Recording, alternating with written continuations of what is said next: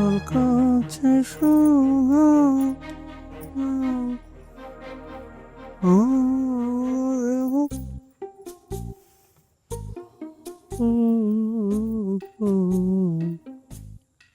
Lemon, তুমি তো আব্বার ফোনের বিষয়ে কিছু জানালে না। এখন আমি আব্বা কি কব নে? এর সে নিশ্চিত করে কিরাম করে মানুষ কথা কয়। আমি তো তোমাকে স্পষ্ট করেই কলাম যে কি হলে পরে আমি তোমাকে বাড়ি যাব। তা আমি যা বলেছি তুমি তোমার আব্বার সে কথা বলে দাও। দেখো লেমন, তোমাকে বাড়িতে বউ হয়ে আসার পর থেকে কিন্তু আমার কম অপমান সহ্য করা লাগেনি।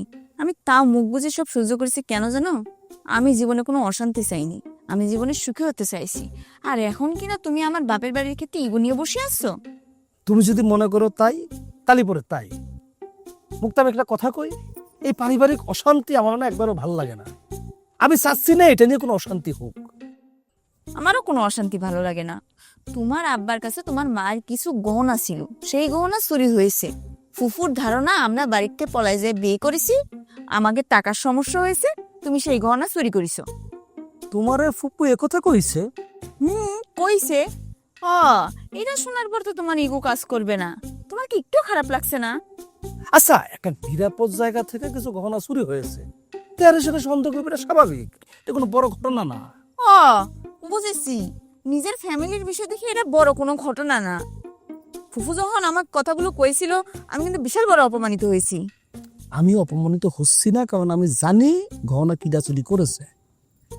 তুমি কিরাম করে জানো গহনা কিরা চুরি করেছে? কিরাম করে জানি সেটা বড় কথা না, চুরি করেছে যে কেউ করেছে। আমার কও, কে চুরি করেছে? হতে পারে, কিন্তু তুমি আবার কাউরে কয়ে দেবে না তো? আমি কেন করতে যাবো কাউরে? তুমি কতে করলে কব, আর না কতে করলে কব না।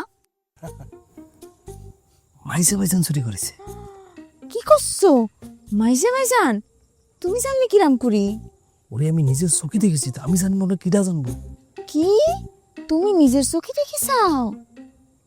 হাই হাই হাই হাই হাই, নিজের মায়ের গহনা কোনো ছেলে কিরাম করে চুরি করে?